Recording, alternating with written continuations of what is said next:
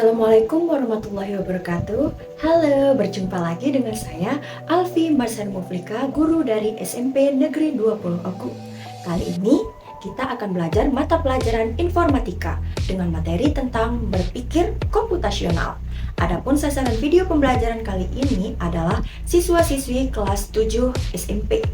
Dan tujuan dari pembelajaran ini agar siswa mampu menerapkan berpikir komputasional untuk menyelesaikan secara efisien persoalan komputasi yang mengandung algoritma, optimasi, struktur data, dan representasi data.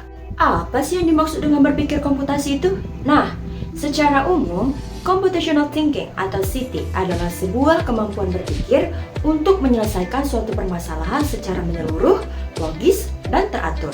Maksudnya, berpikir komputasi bukannya menuntut kita menjadi seperti komputer, melainkan kita diminta untuk berpikir seperti layaknya ilmuwan-ilmuwan hebat penemu komputer. Computational thinking adalah metode berpikir yang dipakai programmer ketika menulis program. Berpikir di sini adalah berpikir dalam pemecahan masalah. Mari kita ambil contoh sederhana. Apabila kita ingin memakan kentang, maka kita harus memiliki kentang. Apabila kita belum memiliki kentang, kita akan membelinya di swalayan. Ketika sudah ada kentang, maka langkah selanjutnya kita akan mengupas kentang tersebut. Setelah kentang terkupas, kita harus memikirkan lagi akan diolah menjadi apa kentang itu? Apakah akan digoreng atau direbus menjadi sup?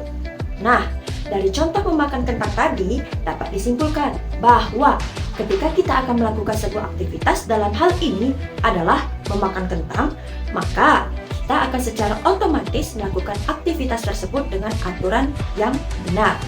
Mulai dari menyiapkan kentang, mengupas kentang, hingga mengolah kentang tersebut siap untuk dimakan.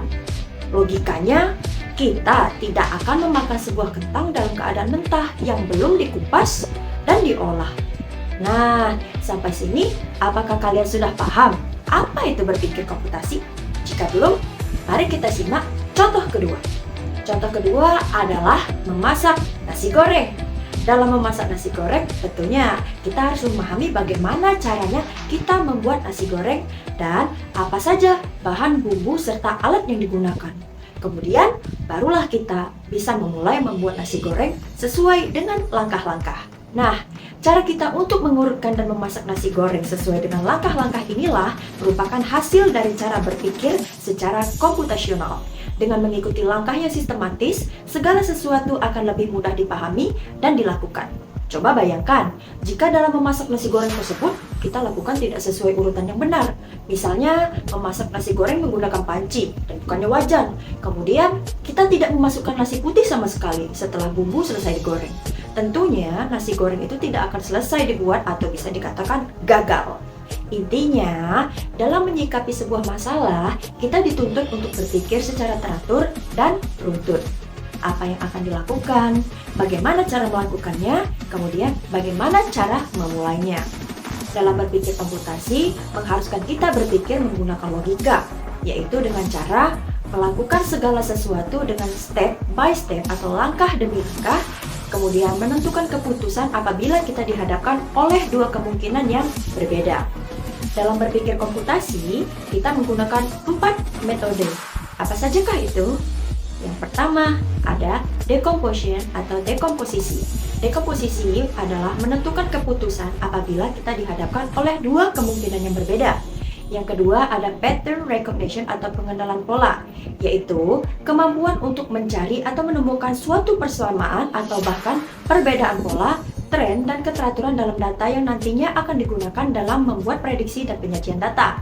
Yang ketiga ada abstraction atau abstraksi, yaitu proses penalaran yang membentuk kesimpulan secara umum melalui suatu kejadian, hal, dan sebagainya, berfokus pada hal-hal yang penting saja dan membiarkan hal-hal yang tidak relevan. Yang terakhir, algorithm design atau desain algoritma, yaitu membuat langkah-langkah untuk menyelesaikan masalah-masalah yang sudah dipecah kecil-kecil berdasarkan dari pola-pola yang ditemukan. Nah, mungkin itu saja materi yang dapat saya sampaikan. Semoga mudah untuk dimengerti. Terima kasih, sampai jumpa lagi.